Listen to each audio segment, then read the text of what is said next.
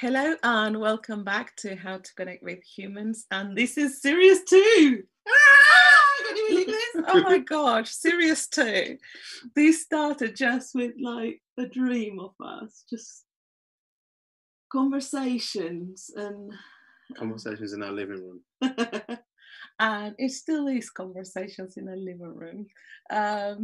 But after 10 episodes of Series 1 going so well, and with so many really lovely guests we have that donated their time and brought an incredible amount of happiness, wisdom, love to this space. We are on Series 2, and Series 2 is going to kick off with somebody we love so much. Absolutely. It couldn't be any other way. She showed us how to see absolute love in everybody, how people are unstoppable when they want to do something and make some change for the world happen. So here with us, we have Jacqueline Hollows, and her episode today is called Love on the Inside. Yeah. She's full of love on the inside, isn't she? She is. Yes. She is. And we have a lot of people here that will be here to absolutely say that is totally true. So hello, Jacqueline, and thank you so much for being here. Yeah. Oh, thank you guys. That's so sweet. Are you live on Facebook? It doesn't say that you are. No, we're not. So okay. You don't do that. Okay. And then we'll go as a recording for it. That's okay. I'm interfering where I don't need to. No, that's fine. That's fine. Because sometimes, like you go like, I'm recording, and there's no recording. Yeah. So thank you so much for that lovely warm introduction and for having me on this. I think it's a wonderful thing that you're doing, and you are wonderful as well. So love on the inside. So when I was thinking about, Carolina asked me, what the topic might be, and I was thinking about what the topic might be, and there's so many things, isn't there, that we can talk about from this direction. And we wondered, shall I talk about business? Shall I talk about this? Shall I talk about that? But what people really want to hear is about prison, so I might as well talk about prison. And I thought, what's the biggest thing? What's the biggest takeaway for me? And it is that it's what we've seen around love. And so I'll just give you a little quick bit of background. So I am the founder of a social enterprise, which is a non-profit organisation called Beyond Recovery. And I didn't start in this field. I used to be in IT and customer service, and I had an insight. I fell in love with some people in the park one day who were in recovery from addictions and prison and all sorts of things, and I was on this journey then of I wasn't even that keen on the free principles, to be honest, and then all of a sudden I was on this journey, and I started working with people, and I started sharing really what I was seeing in them. So I started sharing that I could see how much potential they had, or how much resilience they had, or how determined they were. And these are mainly all people who were either in recovery from addictions, sometimes a lot of trauma, people who'd been in prison, and all sorts of walks of life, but they looked amazing to me, and they looked I was in awe of them. And so I just started to talk about how I could see something that they weren't seeing. And what was interesting in those early days was that those conversations were just conversations. I wasn't teaching them anything. We were just having conversations, and they were having insights, and they would see a little glimpse of what I was talking about themselves. So I got really intrigued as to why that was the case, and how that was working. I didn't really understand how that was working. And one of the main things was that one day I thought, wow, if all these people are amazing and can do anything, then that must be true for me too.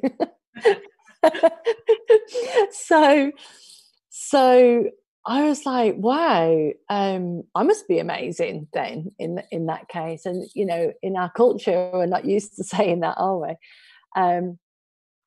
But I started to look more about what was good about me and what was loving about me and what was true about me, instead of what I'd been looking at before, which was a lot of insecurity. So I had a lot of self-doubt.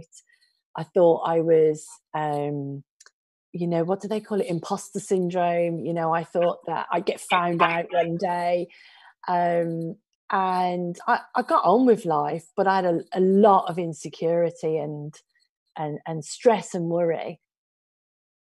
And then these amazing people showed me that human beings are incredible creatures, incredible, creative, loving creatures, and that we have all this wealth of resilience and this well of being inside. So I just wanted to work with them because I fell in love with them, and I felt this immense feeling, and that led me to prison, and that led me to working in prison with people. And I'll tell you how naive I was. I told this story recently, and it was in 2015, and I'd won this contract with Onley Prison, and I was there. I'd been trained, I'd been sort of the prison inductee, and when they train you, they scare you to death. So they tell you how everyone's going to try and manipulate you, that you're not even allowed to post a letter for somebody. So if somebody says, and they have done, if somebody says, I meant to send this card to my mom and I missed the post, can you post it? You're not even allowed to do that, because they might be grooming you to manipulate at some point. And they tell you all, and they show you this great big cabinet full of what are called shanks, so weapons that people have made out of toothbrushes and all sorts of things. And then they tell you about what to do if you get taken hostage. And then they tell you about what to do if you find someone hanging in their cell. And so after all of this training, if you're still around, that's the test, it's completely horrifying. And so I'm there on my first day, about to run my first group, and I've had all this training, and I'm thinking, what can I do, what can't I do? And I've got this list, and you're not allowed to let anyone in the room that's not on the list. And I was standing on this, they call them wings, where the men live, and I was standing on this wing, and at the weekend there'd been an incident. So often in them days, the men would then get locked up longer. So if there's an incident, everyone gets locked up.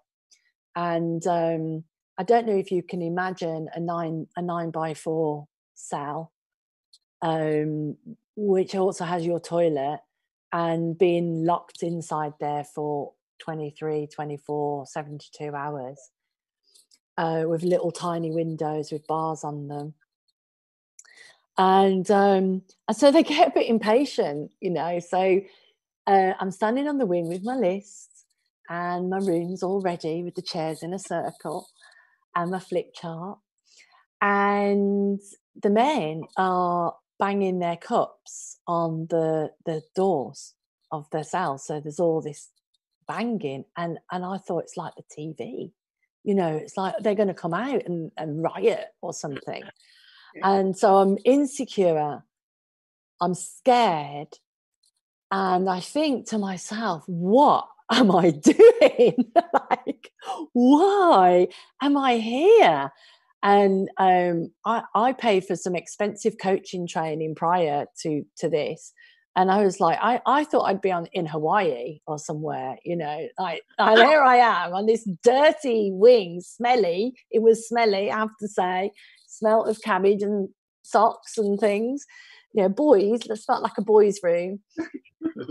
And I thought, what am I doing? And anyway, the men came out, and they're, you know, like, they have no tops on, and they're running around, and they're shouting, and there's music. And I'm there trying to be all tough. And this man came up to me, and he said, I'm sorry for anybody that's already heard this, but he said, can I see the chicks, miss? And he was a big guy with a shaven head and a tattoo on his neck, and looked tough to me. And I was like, oh, you know, what's your name? And he said whatever his name was. I don't know. And I looked at my list, and he wasn't on my list. And I thought, what am I going to do? Anyway, I said yes. So I let him in the room, and he moves my flip chart out the way, and I thought he's going to stare at the female officers that lined the route, because they line the route to make sure that nobody escapes. And he moved the flip chart, and on the windowsill is this nest, and these little tiny pigeon eggs, dove eggs, on this nest, like a real scrappy, dirty nest, but there's these little tiny eggs. And he said, I'm out next week, and I wanted to see, you know, I'd like them to hatch before I leave. Wow. I was absolutely in bits, because, and I say that he saved beyond recovery, because in that moment I was so humble, because I wanted to be there. Like, this was my vision, to go and be there and share in prison. And yet I had all this invisible thinking, all this judgment, all these insecurities, all of this fear that would have got in the way. And because he did that, and because I saw the humanity of him, I just saw the humanity of everybody after that. So as the men came into the room, all of that judgment had dropped away, and I was just very humble and very grateful to be there. So, you know, sometimes people ask me, what's it like working in prison? And now I would tell you something different, but at the time, you know, I was scared, and I did have a lot of insecurity. And now, 5 years later, I can tell you that me and the team that I've been so lucky to work with walk out of prison, and we will often say that was the best day of our lives.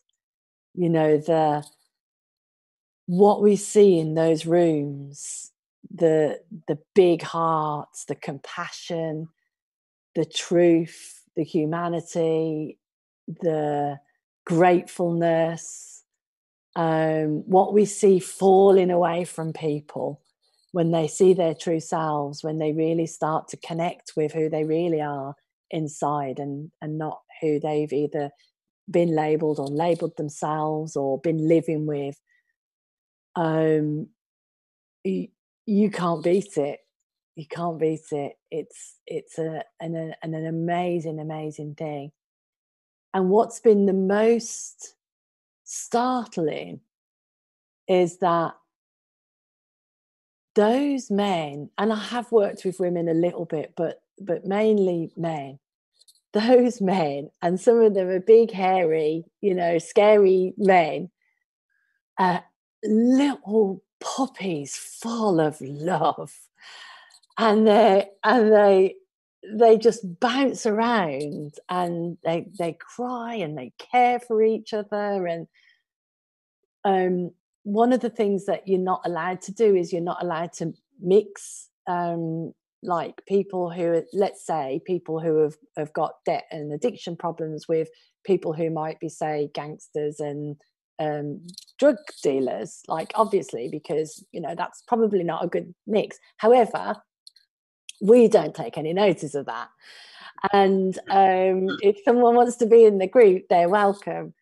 And what has been amazing is that the men who you think would be the ones that they would say that they would bully or whatever, they get to see the people who are very vulnerable, and they get to care for them. I remember one guy who really sort of had a big life on the outside, you know, a really big life, and was very, you know, like, used to have, I don't know if this is good or not, but used to sleep with porn stars and have fast cars, and, you know, had like a big life. And he was very attractive man. And there was another man in the group who was very vulnerable, lots of mental health issues, lots of addiction issues. And sometimes those men get used to, like, test the drugs out and things like that. And he was completely crazy, you know. He kept saying, "I'm tapped." He was completely crazy. And this man came to love this man. He gave him clothes. He helped him if he needed to shower. They just come to love each other because they see each other in the room as one, and they go there. And once they've gone there, there's no turning back, you know. And they were the most supportive and the most helpful to that young man, who unfortunately did pass away later on. But he was the most brightest spark in that room.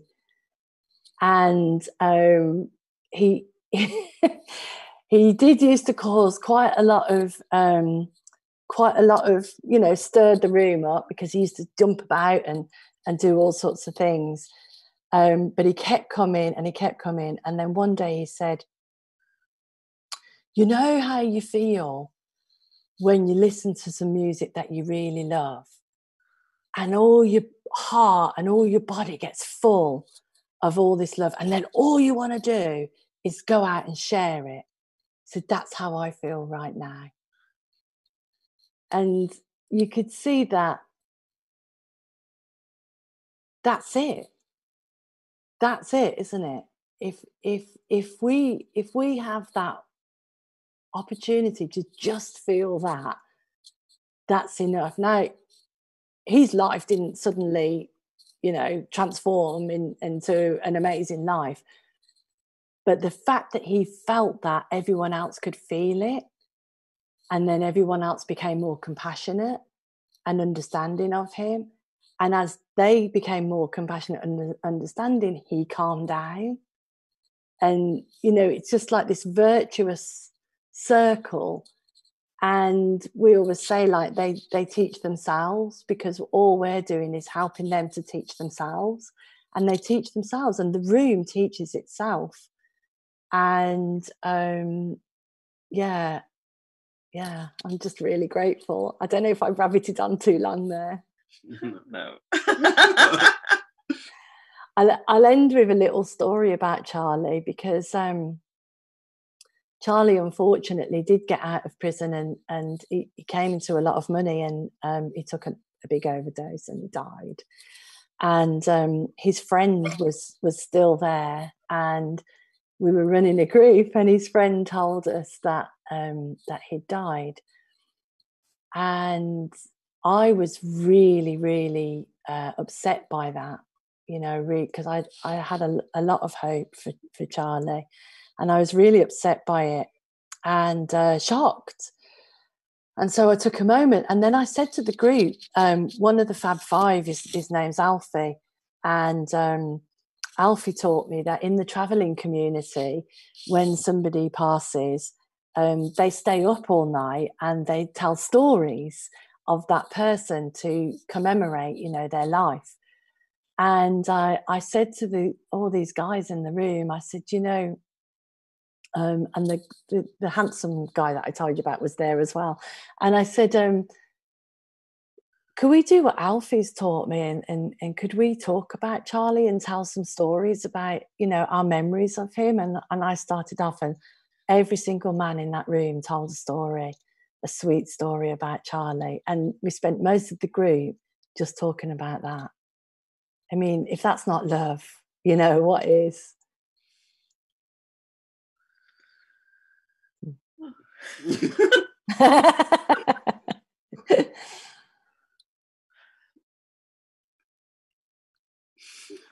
Does anyone want to ask anything or or tell me anything? And I tell you, Jacqueline, one of the things that it's not only that you've gone and going to find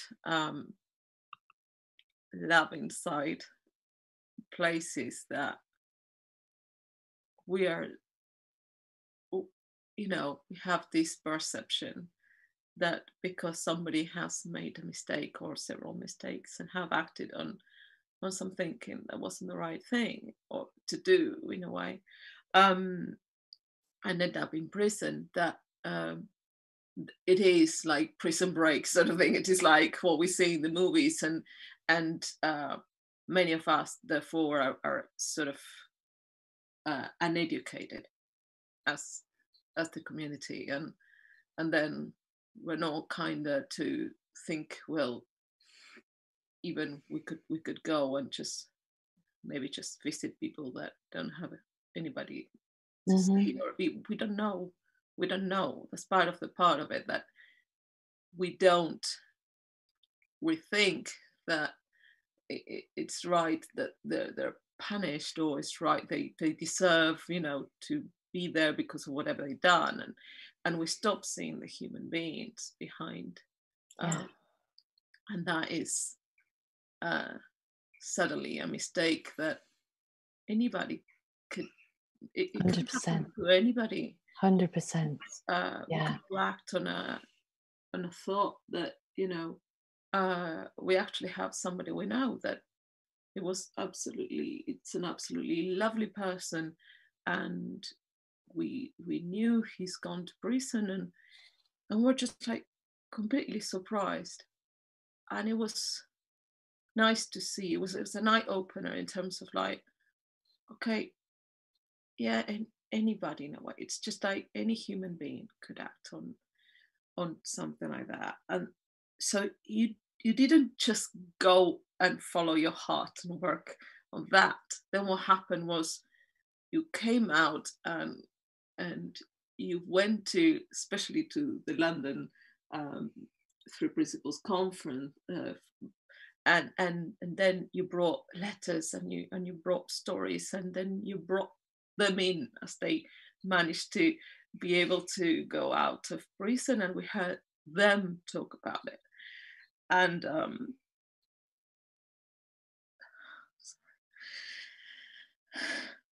so that education didn't stop inside there. Yeah. That education, that hope, that then came out to teach all of us what we haven't seen. That's why, because before shall I talk to that? Yes. Before I did this work, I didn't really think about people in prison. I would say that I didn't really have a social conscience. I just wasn't really aware. I just got on with my life. I did what I did. I was nice to people when I was nice to people, but I didn't think that I could be a person that could fix something in the world that wasn't right.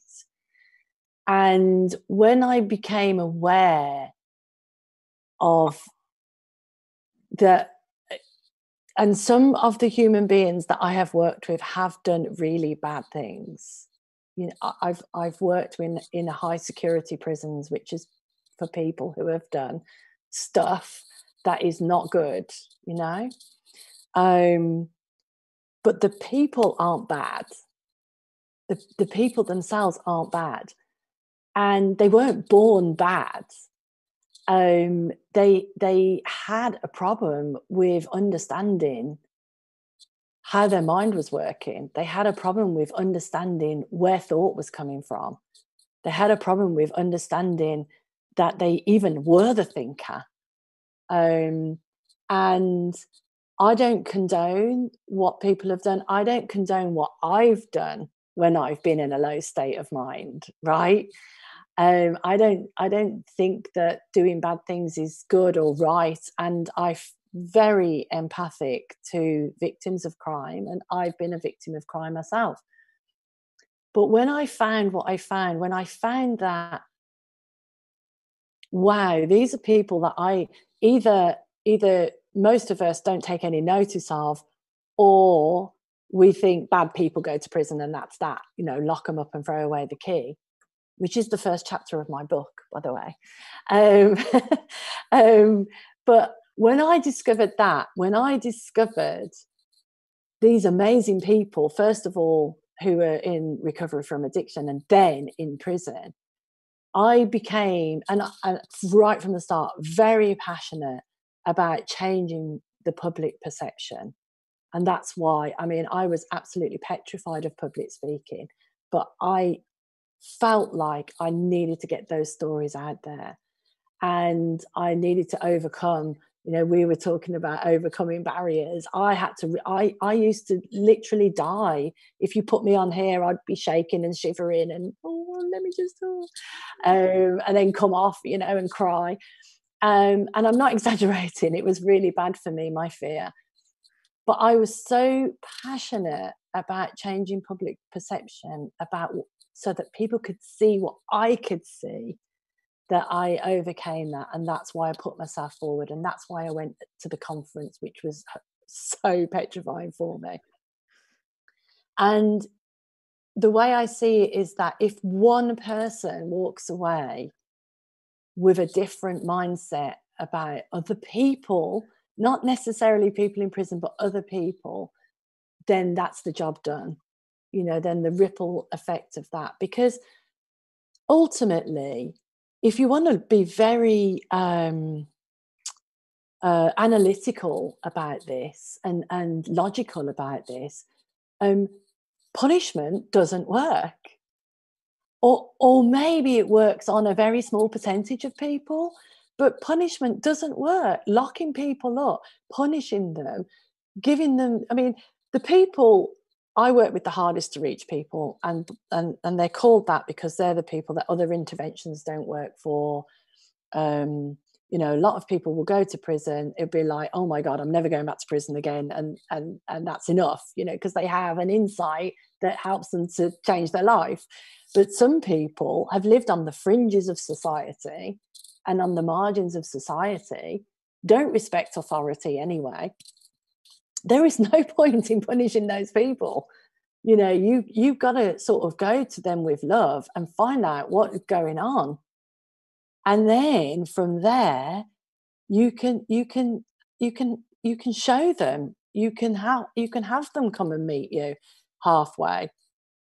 We ran a 3 Principles seminar in prison, and the men ran it.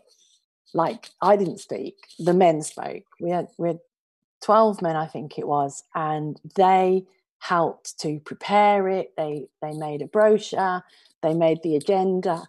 They did the meet and greet we had 27 members of the public come, and the men told me afterwards they never ever thought that a normal member of the public would want to listen to them. So the stigma goes both ways. You know, we're out here going, oh, that's somebody else's problem, and they're in there going, well, they don't want to talk to us. How is that going to change the world? And so my passion is about bringing that together.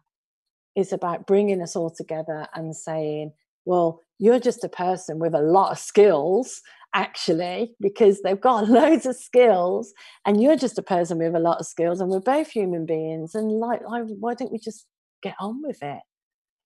And I love that somehow that message is getting out, and it doesn't have to get out to the whole world, but the people, if one person walks away, and someone told me once, after she came to visit our guys in Unley, she then realised she had judgment against homeless people, and she'd not even seen it before, but she would cross the street or avoid, like many of us do. And then she realised, wow, I've got all this fear about, I can't speak to that person, you know, I haven't got anything in common. And so she went and volunteered in her local homeless shelter after that. To me, that's it. You know, if one person's had that stigma drop away, then that's good enough. And I know from the conference that you're talking about, where I read out Dave's letter, many people were impacted by that. And so I always see that I have two jobs. One is to wake up the guys and the girls to who they really are, and then wake up humanity to who they really are. And then it's like a two-pronged attack. Coming from love. Well, because I guess also then we need to build those bridges as well, as like, as you say, so when they are allowed to come out of prison and then they find all this stigma and all these problems and trying to reinsert themselves into society, or going back to the sort of, like, I guess, you know, the sort of surroundings they were at. We heard Chris Wren, who's here today, and he's going to be closing this series, and we are so excited.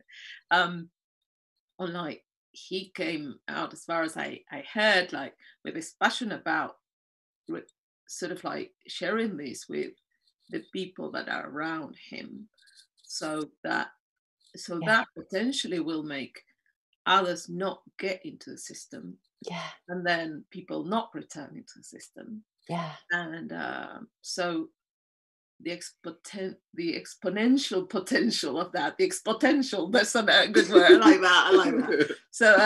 So and I guess also we heard about the ripple effects that it had on the people that hear this, share that with their families, and then their families outside started changing.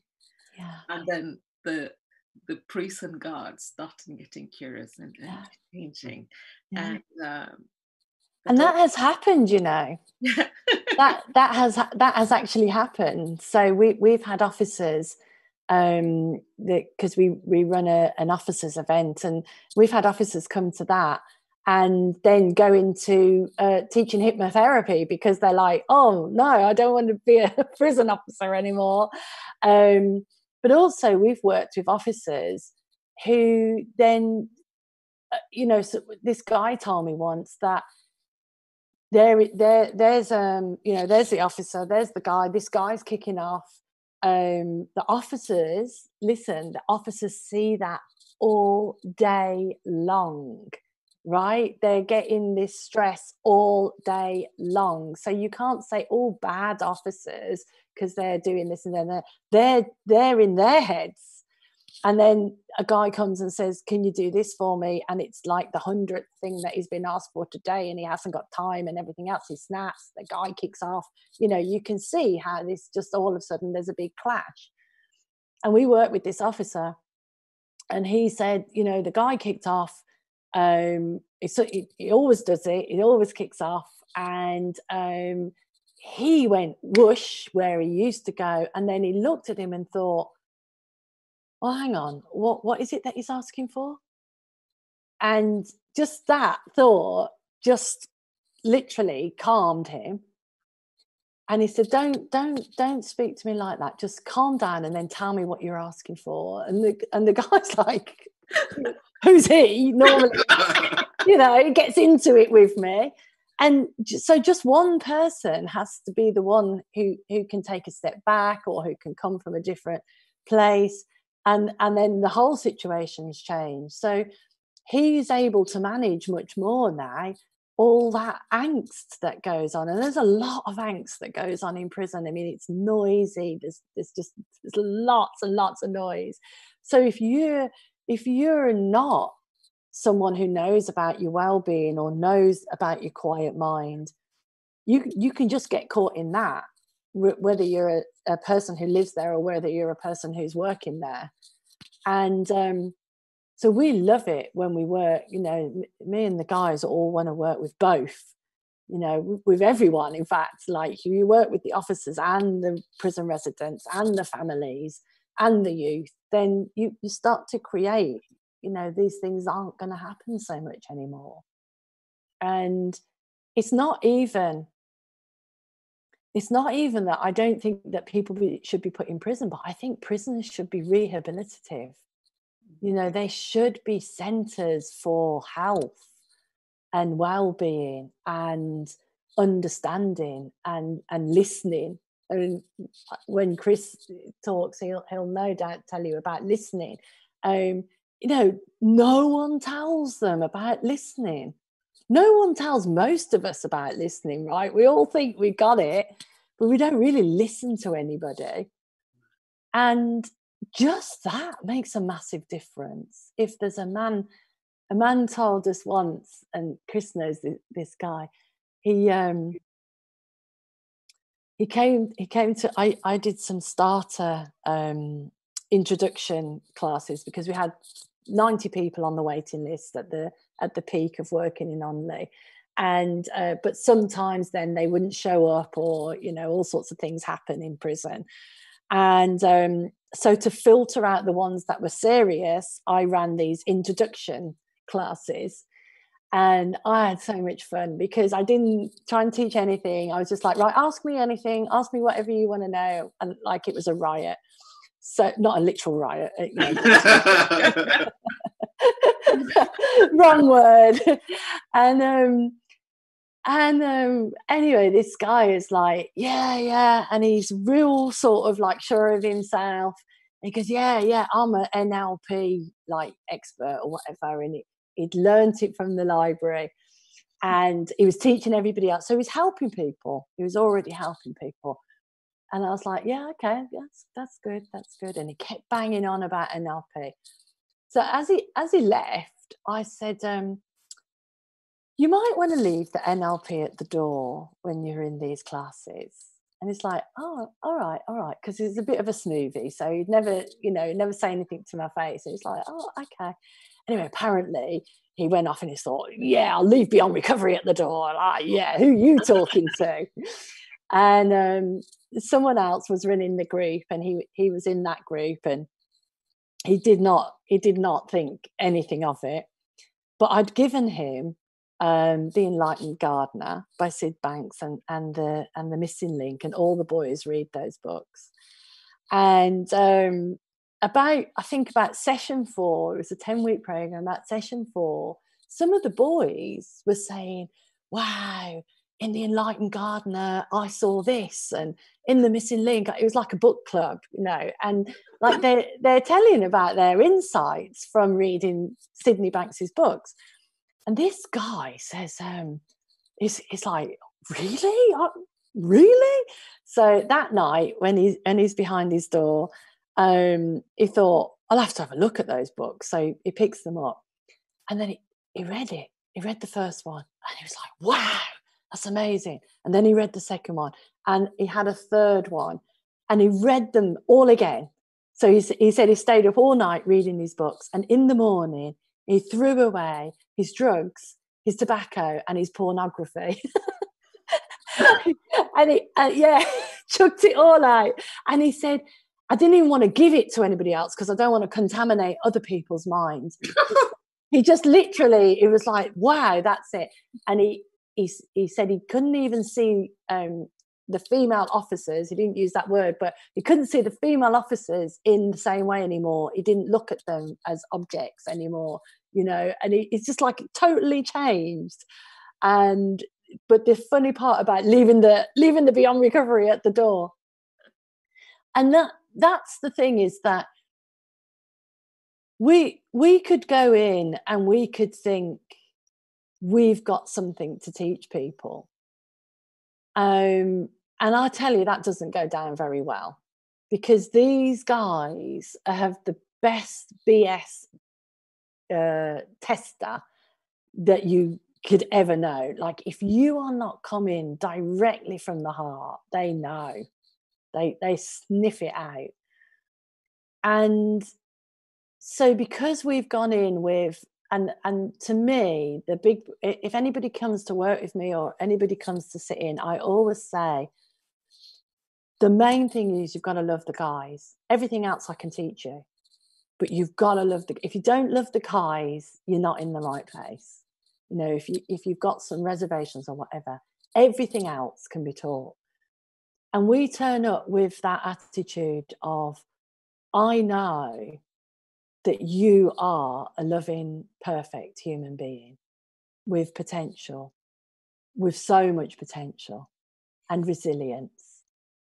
And I don't care what I'm seeing on the outside, because I know what's inside there. And we keep turning up with that. And you can talk about curriculums, and you can talk about this and you can talk about that, but that's all you need, that and listening. And you turn up to a space and you listen to someone and keep going back to that, knowing that they're okay and that you're okay, magic happens. It's as simple as that. And you can call it what you like.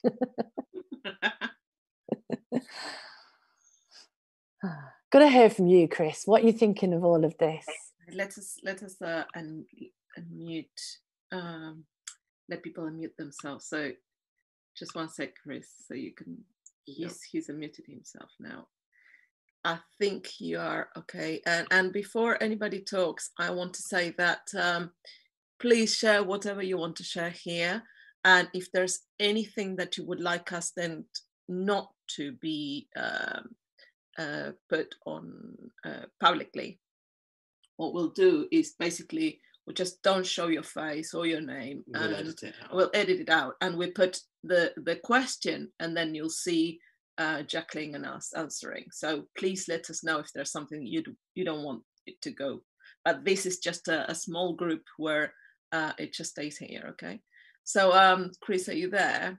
Yes, I'm here. Can you hear me? Yes. Okay, I'm here. Hello, my name is Christopher Wren, co-founder of Beyond Truth. And Mama J brought me through the ranks from Beyond Recovery. I'm a known criminal, ex-drug user. Been in the criminal justice service for about, in the system for about half of my life. I'm 32 now, so half of my life. And then it's not third time lucky, it was fourth time lucky for me. And the more and more I was going in jails, I was not coming out with no new ideas, but more ideas to get money in the wrong ways, or never connecting with people. So the more I'm going back in jail, I'm just learning more about negativity, not even what about life. It didn't come until probably my third sentence, when I probably grew up, stopped hanging around with certain peers that I wanted to learn, wanted to listen. So I started to do a drug program because I was very addicted to cocaine. So I done the 12-step program. That kind of humbled me in terms of there's a problem, because I was always denied. But that kind of humbled me. But still never learned, still never felt love, because the love I did feel, I did think I was feeling was not the love that the universe and the world needs. It's love, that materialistic love, not the love that comes from within. So the love I always thought was given, was the wrong love. Was the wrong love. Was the absolutely wrong love. And in 2015, I believe, something I did, and with the grace of God, it was the wrong thing I did, but it led me into Only. And this time around, I don't know. I was in a dark place because I was in a relationship at the time, and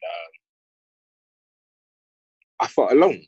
I felt alone again, and that's the worst feeling for a human being, to feel alone. And I thought she was gonna stay around, but she didn't. And at that time, yeah, my head was all over the place. I wasn't doing my sentence. I was more in my thoughts about what can I do, how I can try and reconnect with my loved one, how can I try and rebuild this relationship that's already done, but that was it. And anything to get my soul. So I came across Beyond Recovery. And these times here, I was just doing it to get myself. But and it wasn't even the first lesson. Like, it probably took me a while until actually the hatch broke. You know what I mean? Until the hatch broke, because I was still up in myself. And I thank Mama J for being patient, for actually taking her time. Liliana and everyone else in Beyond Recovery for taking their time with us. But I started to do the program. And for me, what was the turning point for me was basically listening. Because I was, once again, I'm 32-year-old. Now I'm listening, but at the time, I thought I was listening. Not even to myself, but just listening. Like, people don't listen. And I realized that. And I didn't know that at the time. When you actually do listen, you hear a lot. You actually hear a lot. You hear more than what you have to, but you hear a lot. You know what I mean? So like, listening was, I think, the turning point in my life when it became real. Like, wow. Just taking my time to even listen to myself and giving that love back to me, because I always felt alone. And it goes back to the title of this show, How to Connect with Humans. When I was up in my soul, up in my head, I'm not allowing today be today. So any new thoughts, any new people I'm gonna meet, with that, me being my head and having a frown of yesterday's problems or the future's problems, not allowing me to resonate with today's connection. You know? So just being humble and not being in my head and being present allows me to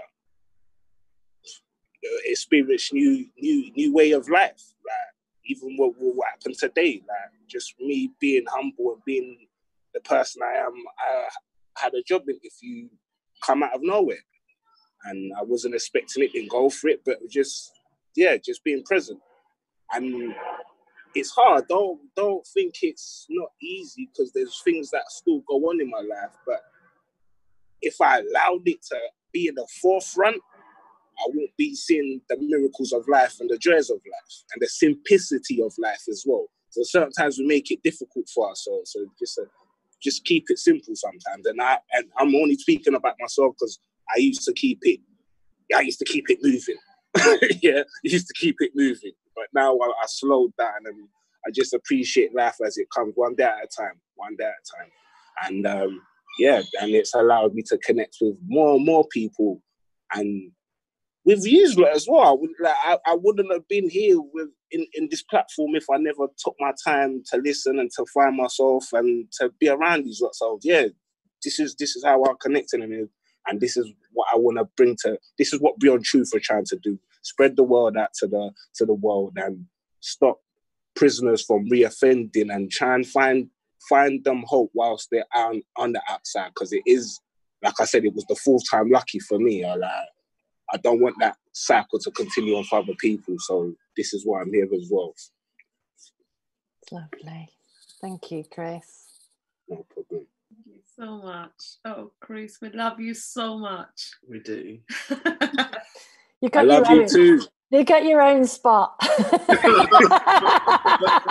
Get off mine.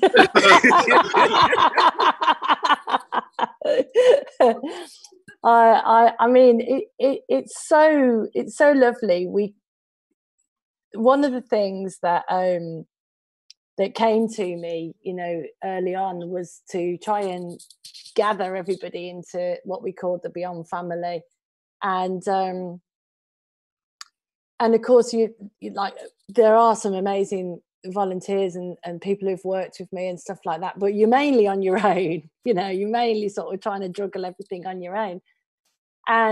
But what's been amazing is that some of those ideas, which were just like, oh, this sounds like a good idea and I'll do my best I can and I'll try and meet with the guys once a month and whatever, I'm so glad that I followed them, because that connection just kept everything going. And these 5, you know, they're just amazing, and they've all known each other in a different life and in prison, and now here they are, you know, going out and helping other people and stopping other people from that path and pointing other people back to themselves, and then being all surprised and cute when people want them to work for them. So it is quite amazing, and it all comes from that same source, as you guys know from what you're doing. You know, it's exactly the same. All of us, every single person is a creative source of energy, and it doesn't matter what that comes out like. It doesn't matter if that's creating a thing where you go into prison or whatever, or work with vets, or, you know, whatever amazing things people do. You can just make the food from there, you know, for your family. You can walk your dog from there. You can, like the cat, you know, I have a better relationship with the cat now because I give her attention when she comes in. She expects to be brushed, and she expects you to have a little chat with her and everything. And when I didn't do that, it's like the cat comes in, you know. So what, the cat comes in, I'm in my head, she's in her head, and now the cat comes in, and it's like, okay, I'll stop what I'm doing and I connect with the cat, and she likes it and I like it, and it's so simple. And it regrounds me back to what life is really about, which is about connection. I love that, because I'm the same with my cats. Literally, we've got one on the table across the other side of the room, literally just lying down, and she's in her own feeling. Yeah. It's incredible. And before I had my cats, the only cat that I really liked was Carolina's. That was it. And she loved me. She could hear my voice and she was literally meowing like anything. She still does. Yeah, she loves me. Wow. And when I got mine, it was just the love I felt for them. Yeah. And the love that I had at 4 o'clock this morning when one of them decided to try and wake me up. He just came onto the bed and was just like, I want some fuss. And instead of me kind of just going, I'm asleep, just leave me alone, I just sat there and just gave him the attention and the love, and I felt the love back. Yeah. And, and the love from yourself, from Chris, from everyone along this series and series 1 is just incredible. And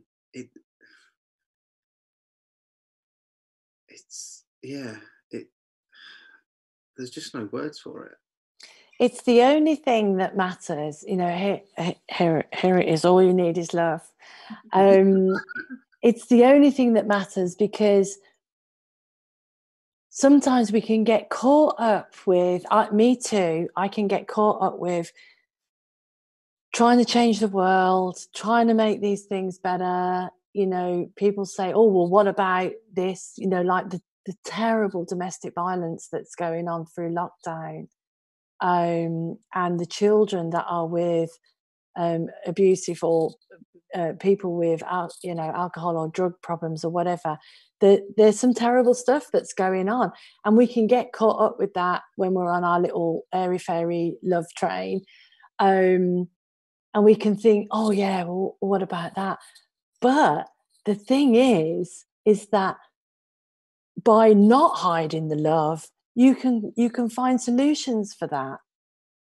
You can be thinking about that and following insight that you get about that to help change that situation. Because I would love to work with the perpetrators of domestic violence. There's plenty of people want to work with the victims. I want to work with the perpetrators, because do you know what? They need a lot more love in their lives. Because if they saw their true selves, they wouldn't do what they do. They just wouldn't. It doesn't make sense. In Nottingham, which Chris has worked with me in Nottingham prison, but on this particular group where Derek was actually, he facilitated a class where 2 rival gang members were in the room. And that's another thing that we're not supposed to have, but somehow that happened. And the one man had been on the course before, and he, I think he'd seen something around just feeling a bit better about life. Sort of didn't have a massive insight, but he liked what he heard. And he came back to group, like Chris said, to get out of his cell, which is what most people come for initially. And he came along and he started talking about a situation where I think it was his cousin who died in his arms. And when he was talking about it, this other guy who was in prison for that thing realised who he was. And the other guy, let's call him Kay. Kay said, in that situation, it's do or die, basically. You have to get them before they're going to get you.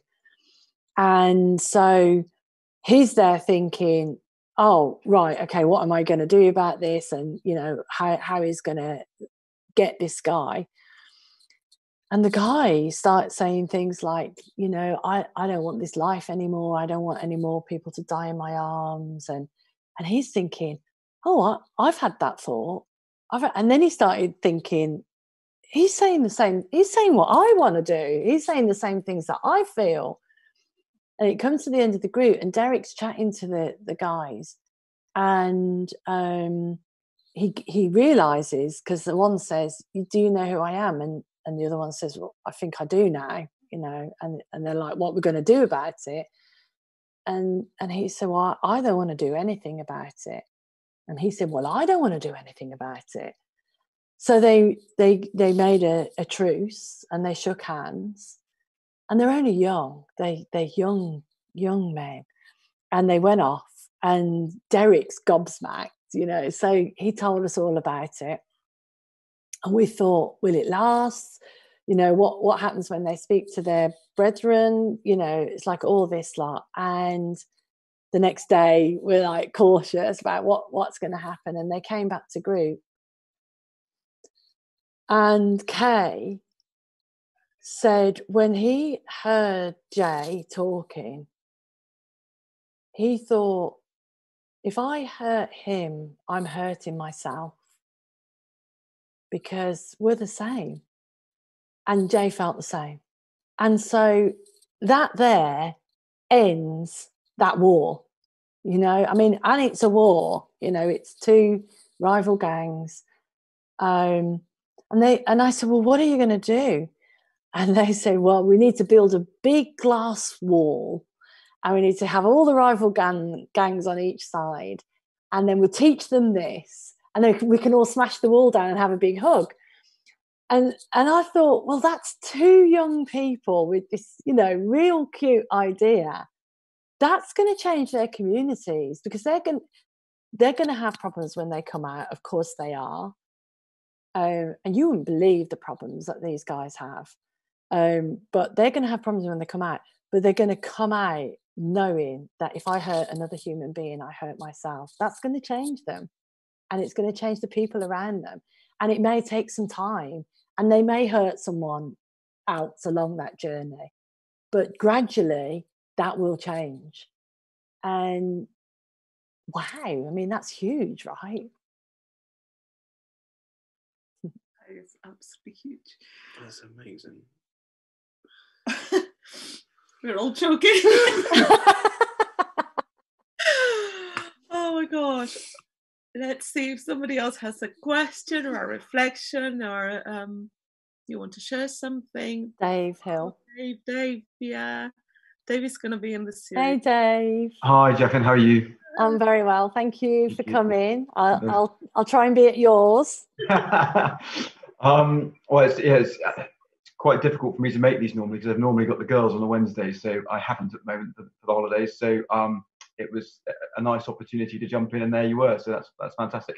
I've got a bit of a practical question. You mentioned that you know, it would be great to speak to both the guys that are serving their time and the staff. Are you actually allowed to bring them together to have conversations, or does it have to be separate? It's a great question. Currently we're not allowed to do anything, but in normal circumstances, no, that hasn't been possible, but it is my dream. And I think how it will eventually happen is probably outside, where you might get officers and guys who've been residents working together, and then that might filter. But at the moment, it's a big no-no, because the officers are trained not to give any personal information away, not to show any vulnerability. So it would be very difficult to have them in group where everyone's crying.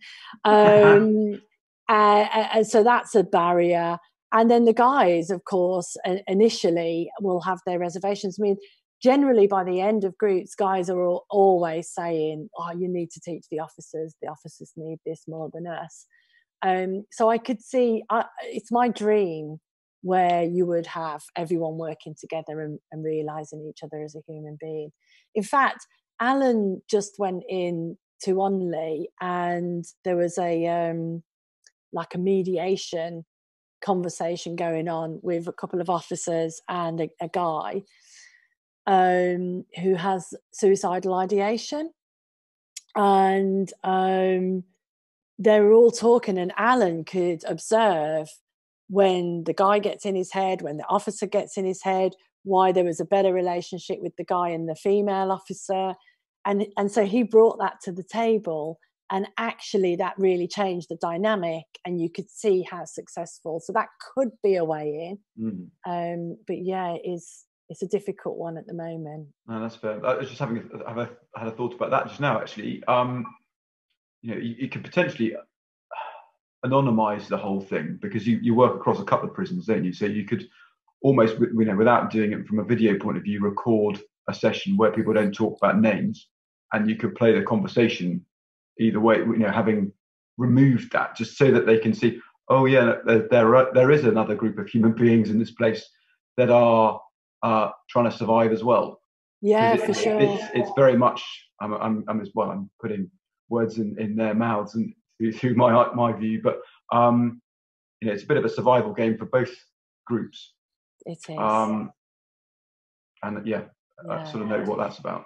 It's quite sweet what you said there, because I just imagine that in their civvy clothes, you can't necessarily tell who would be a resident and who would be an officer. You know, some of the officers are very much tattooed and everything else, and some of the lads look like people who work in banks. So you can you know, sometimes you will make assumptions, but you could have a mixed group of people and not know who was who. That would be quite fun to do.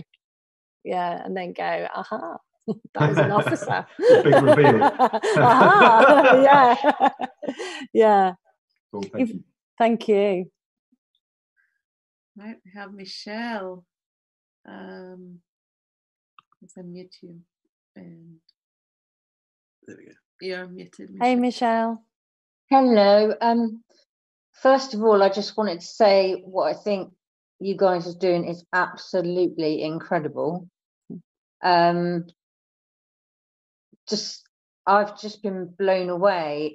I've had a couple of thoughts while you were talking. Well, probably not a couple, probably much more than I would like to admit. But anyway, I think for me, it's a case of, do you know what? Any one of us has the potential to do something based on a thought that could land us in prison.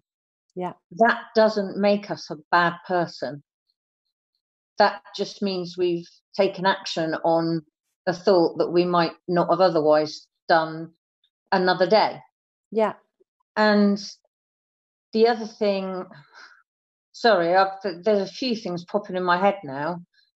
The other thing is that what you said about, you know, prison, and there should be, you know, places where people they should be rehabilitation centres. And do you know what? To take away someone's freedom is punishment enough, as far as I see it anyway. Yeah.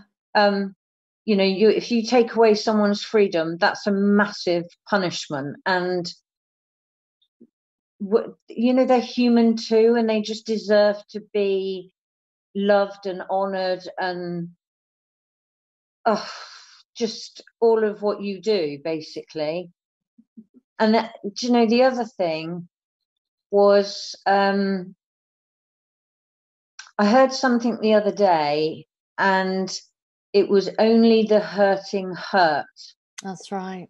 And that really, really resonated with me, because I just thought, you know, someone could be rude to you, someone could do something really horrible, but they're hurting too, you know, and because they are human. Yeah. Yeah, I don't know. The other thing that's just popped into my head, sorry, I won't take over too long, but we all walk around with this, and you described it beautifully when you said about this like massive guy with a shaved head and a tattoo on his neck. We all walk around with this kind of subconscious bias, and I won't go into the whole story because it's a long story, but I had a situation with a homeless guy, and it completely, at the time, I thought it wasn't a particularly nice experience. But afterwards, you know how sometimes challenging times in your life can be the biggest gifts. Yeah. Afterwards, I just thought to myself, my God, you know, that guy is only doing what he's doing because he's hurting so much. And, you know, if we can all just bloody well get over ourselves and be decent human beings to each other, God, wouldn't this be such a much better world? Yeah. And just bless you, and bless you, Chris, and bless you, Carolina and Wayne, because I just think you're all amazing. I think everybody's amazing, but you're particularly amazing because I know you.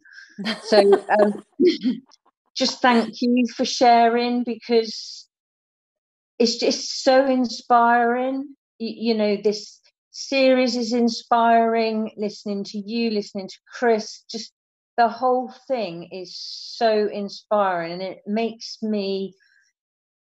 And I spoke to Carolina yesterday, and she knew that I'd got overexcited. I don't know. I just want to help the whole world, a bit like you know. And you were talking about the perpetrators of domestic violence, and there are two victims in that. There are two victims there, because, you know, one's hurting, and unfortunately that hurting person is hurting someone else, but they are still both victims, and they're both still human. And I won't wobble on anymore, because I could take Carolina and Wayne know I can talk for England. But just thank you for sharing, and Chris, and thank you, Carolina and Wayne, for just hosting this amazing, it's the whole thing is just mind-blowingly, I'm just in awe of all of you. Thank you. Right, I'm going to shut up now. Thank you. Michelle. Oh gosh. That I will just respond to that briefly, because that stirring, that inspiration you feel is you. You can't get inspired without something stirring in your own soul. And the simplest thing is not to try to then go and change the world, but just see what's in front of you and do that, and take that step. And it might be tiny, seem insignificant, but that's the step that takes you, you know, from that feeling. You can't take the wrong step. We get very overexcited and like, oh, do this, I'm going to do that, and do it, you know, overwhelm ourselves, and we want to climb mountains before we've even, you know, walked down the road.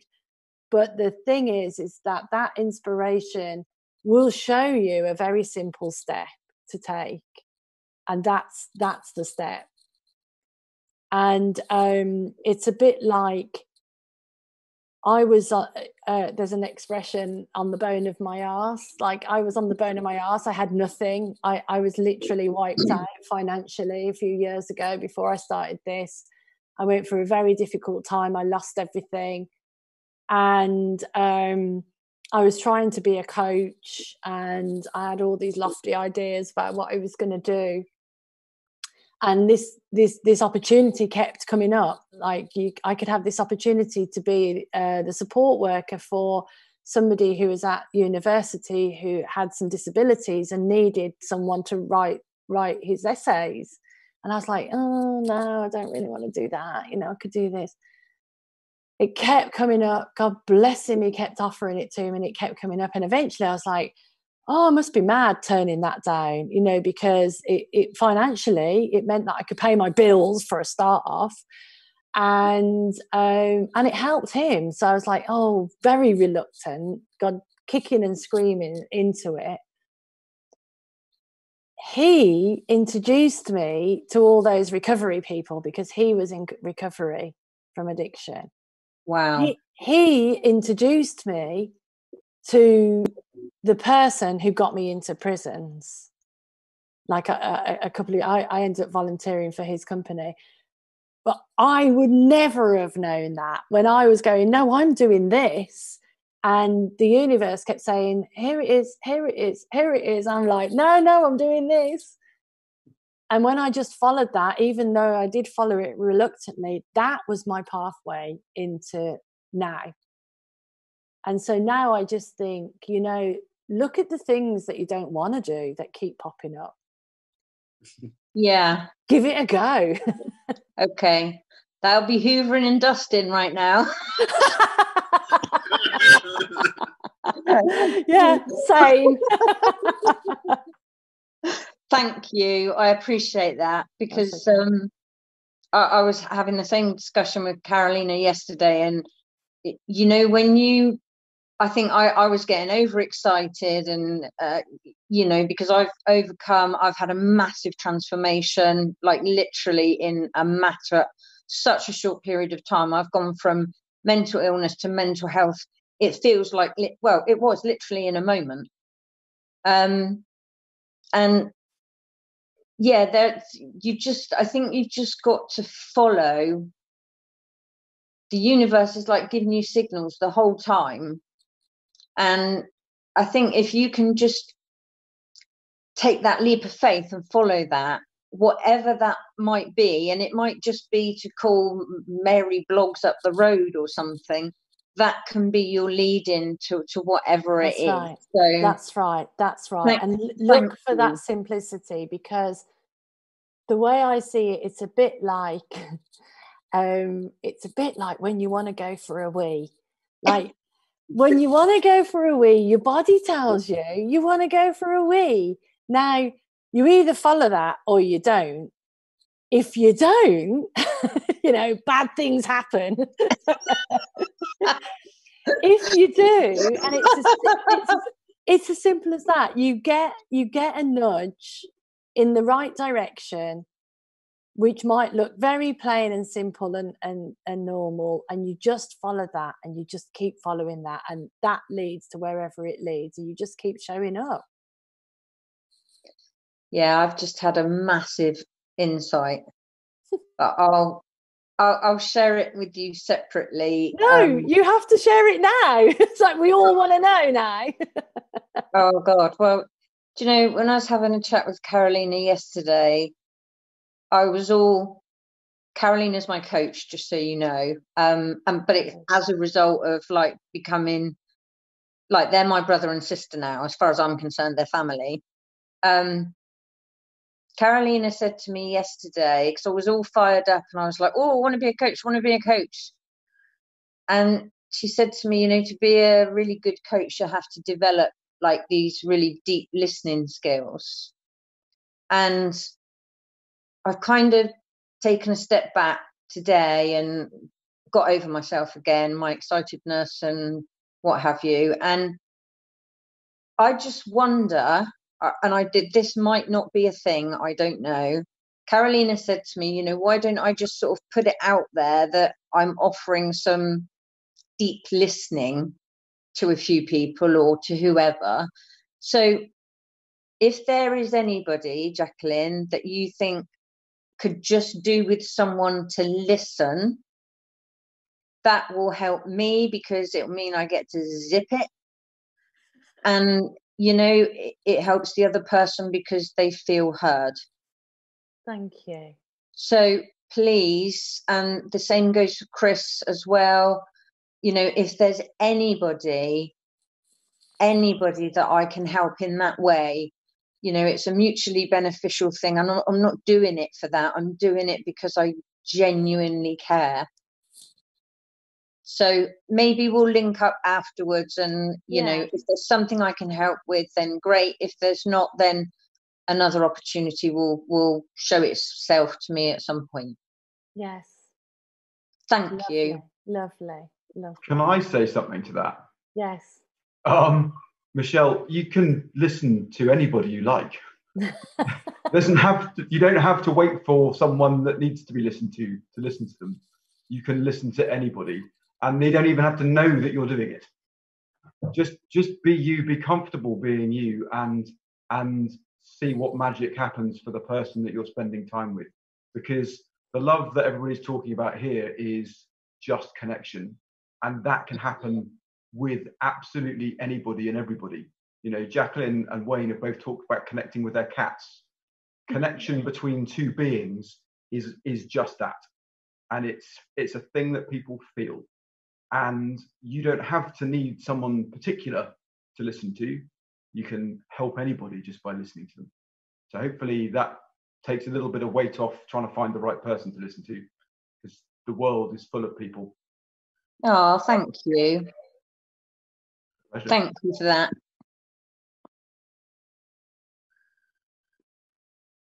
Wow.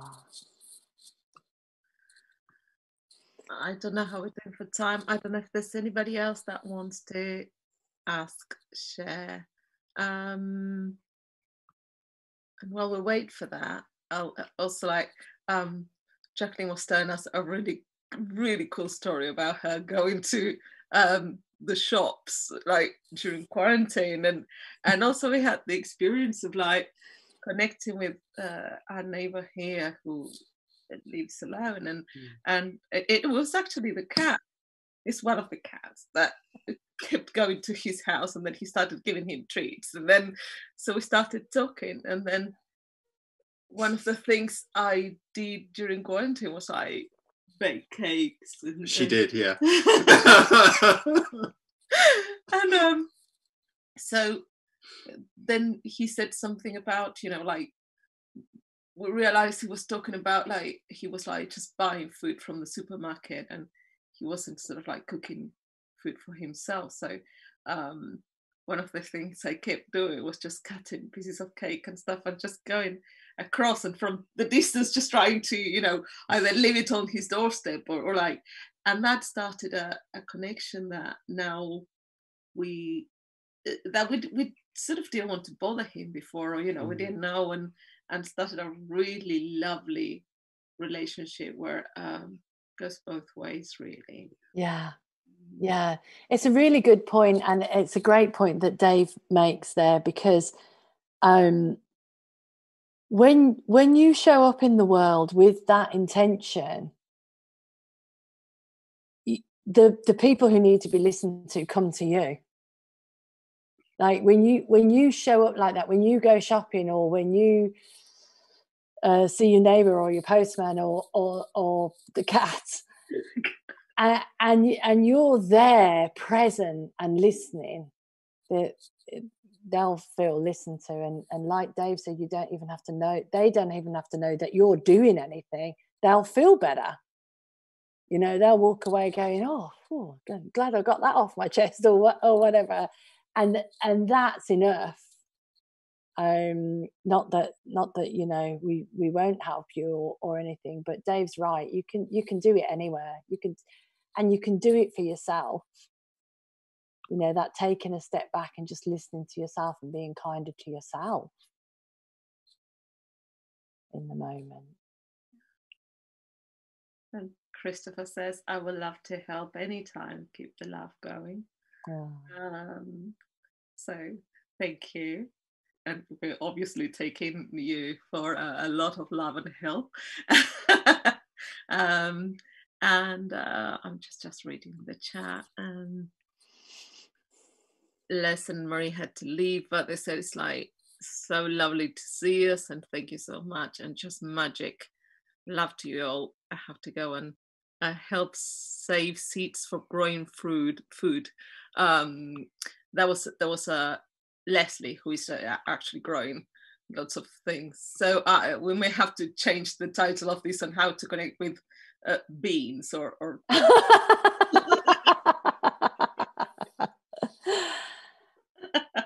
how to connect with plants. There you go. So if no one else has any questions, then I feel that we are at an end. Yeah, so we'll give it a few seconds just in case somebody has a last. And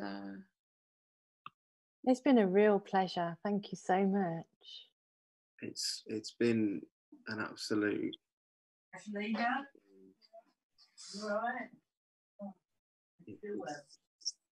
I think for me, thinking about like what we've spoken about today and prisons and things. Oh, it's pretty fun. I've come to think that why are prisons called prisons? Shouldn't they be called something? Because I think we've got such a stigma about prisons. Why? Why have people got such a stigma about prisons? Why aren't they rehabilitation centres? Because that's what we really want to do. Yeah. We've got such, as a population of human beings, we've got such an idea about what prison is, and that, bad people go to prison. And as Michelle said, you only have to have one thought to do something bad, but that one thought is also somebody maybe screaming out for that love. Yeah. And it's just, it's knowing that that love's always there. Whether someone's in prison or not. And when they come out, it's not kind of, oh, well, you've been in prison, you shouldn't be doing this, you shouldn't, you know, you shouldn't be in society. It's to show them love.